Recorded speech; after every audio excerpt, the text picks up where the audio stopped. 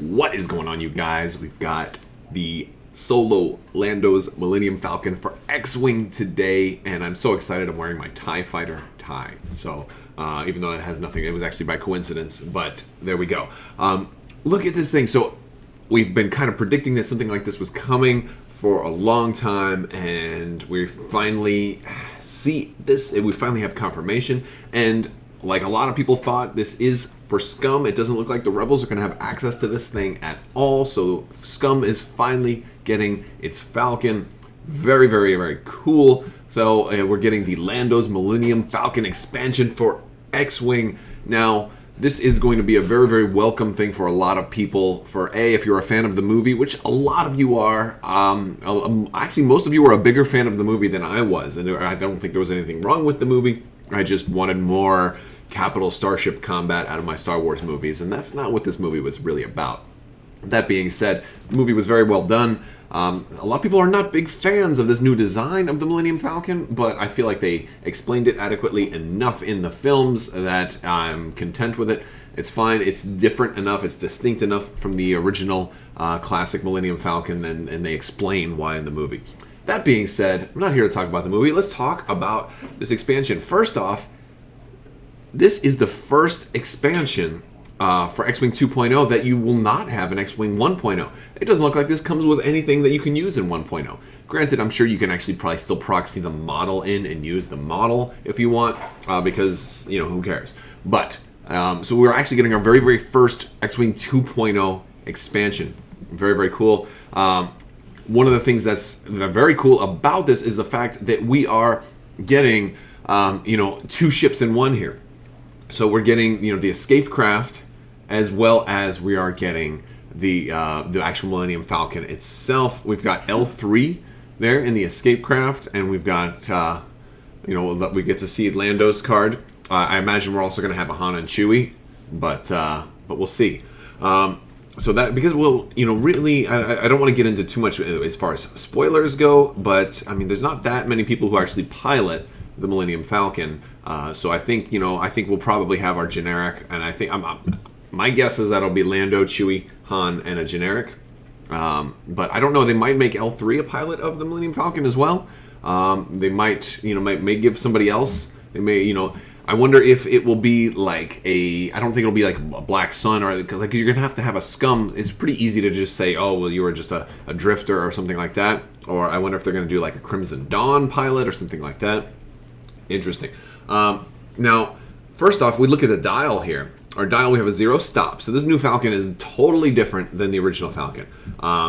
It's got the 0 stop maneuver. It's got the 3K turn, 2 hard turns. It's got the ones. The ones are pretty good, but it doesn't have the hard 1 turn, which is significantly different. It does have the ability to boost. We'll see that when we look at the upcoming card. We got a Han Solo, Chewbacca, and Kira crew. So this is getting pretty much going to give you everybody from the movie, and we can see that we have a Han Solo in the ship as well. So you're getting a Han Solo actual pilot. That being said, let's look at this ship itself. It is a customized YT-1300 light freighter. We have kind of standard actions like we would expect to see on a YT-1300. We got focus and target lock. We have the red boost that we've seen in the other Millennium Falcon, which means it can take engine upgrade. And then, of course, we can move our turret around. It's the double-sided turret, so you have it going both ways, so you're covering a lot of arc. But our primary weapon value here is only 2. So this is not going to be, as much of a threat as far as shooting. But I wouldn't be surprised. Well, I guess I was going to say I wouldn't be surprised if like Han or Chewie or somebody can maybe increase the firepower. I wonder if they're going to do like a punishing 1 with this type of ship, or if they're just going to leave it as 2, because considering some of the changes to 2.0, 2 is still pretty good considering that you have twice as much of an arc as everybody else because you've got a double-sided turret. 2 might not be bad. It's also more thematic too because you only have like a single turbo laser on this version of the Falcon. The quad turbo lasers weren't added until Han had it at some point in Episode 4. So you're not going to have the same weapons, and that much makes sense. So Lando's ability, he's a initiative 4. After you roll dice, if you are not stressed, you may gain a stress token to reroll all of your blank results. So if Lando focuses, he has a really, really good chance. So this is This is great. So Lando really doesn't need to target lock very much. I like that. I like that a lot. It's pretty cool. And this can work for defense as well, which is cool. Granted, you're only probably rolling the one, but it's not bad. And this is Scum. We're finally getting these guys in Scum, so all you Scum players are really, really going to be happy about this. I'm a Lando fan, so I will just follow. I will probably fly this ship quite a bit. Han Solo is Scum Gunner. Again, we're seeing more of the new upgraded Gunner type, which is different than Crew. And this is a pretty good card. Before you engage, you may perform a red focus action. Very, very nice. If you had only saw this in the fan spread, you might have thought it was a red maneuver. But good thing because people might have lost their minds thinking, oh, I can do a 3K turn before I engage. But no, you can perform a red focus action. So this way you can make sure you're always focused. So if you want to target lock, and then you'll make sure you have it. This one is nice.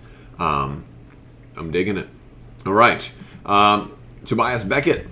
Okay, we got we're getting everybody from the movie. So let's take a look at Tobias Beckett. Setup, he's got a setup ability. So after setup, I guess he's useless, right? After placing forces, you may choose one obstacle in the play area. If you do, place it anywhere in the play area beyond range 2 of any board edge or ship and beyond range 1 of our obstacle. So basically, he gives you more of a deployment advantage in setting up the battlefield the way you want it to be, which on its own doesn't seem like it's that powerful, but you know, depending on depending on X-Wing 2.0, this might be more powerful because we're already seeing new types of ordnance and things that can target asteroids. You can target lock obstacles now as part of the X-Wing 2.0 rules, and we've already seen the seismic charges work like they do in Episode 2, and that for bombs. And so he might be really good with a bombing build. Your seismic charges can detonate obstacles, and you maybe your opponents put them all so far away and plans on doing business in the middle, so you can make sure you have at least one in the middle, or at least one more. And obviously you'll probably move one of the ones that your opponent placed. So this kind of lets you place 4 to there 2. So that much is pretty nice. Now, if you're both running him, then it's going to go in order of the initiative player, whoever does everything first. So Tobias Beckett's pretty cool. We also have the rigged cargo chute. So this one it seems a lot, very similar to the way it works in 1.0. But again, this is also telling us that the Lando's Falcon is going to have the illicit, which you would expect for a Scum Falcon to have. Not a big surprise there. Good artwork though. Kind of a different look at the underside. We didn't see a whole lot of the underside in the movie. I mean, it was definitely there, but in the movie theater, it's hard to freeze frame. So as an action, you can spend, a charge to drop the loose cargo piece using the one template. So another thing that we did learn is that escape craft is going to be a whole separate piece. Now, my biggest question for you is, do you think it's actually going to detach from this model?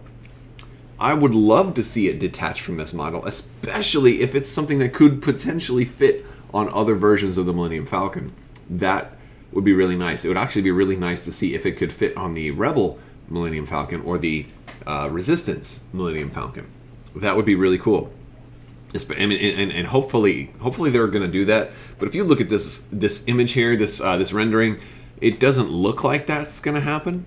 But they do use the word snugly, and it fits snugly in there. And of course, I think that's more of a thematic wording.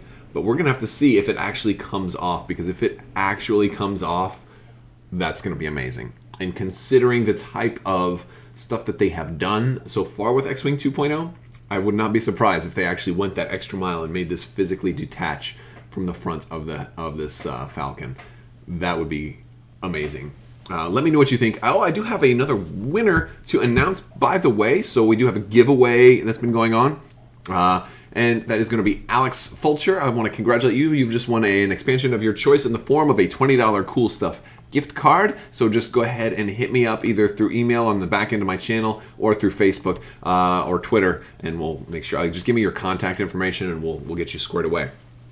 That being said, if you'd like to enter to win future rounds of the giveaway as they come out, all you have to do is become a subscriber and leave a comment on this or one of my videos. It's as simple as that. You also want to make sure you click that bell for alerts so you don't miss when new videos come out. You don't want to miss giveaway results. If it goes so long, then you're not going to send me an email like, oh, I won a giveaway a year ago. I'm like, well, sorry, man. It's too late now. So that being said, I'll give people about 30 days or so, and then it's going to expire. But yeah, let me know what you guys think. Do you think that this shuttle is going to physically detach? This is really exciting. How do you feel about this not being in 1.0? If you're one of those 1.0 players, how do you feel about something like this?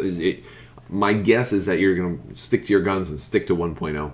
This kind of gets me excited for 2.0, though. Can't wait to see this. Hoping that they will have it at Gen Con. I'm pretty sure they probably will, at least on display. Very exciting. Thank you guys so much for watching, and have a great day.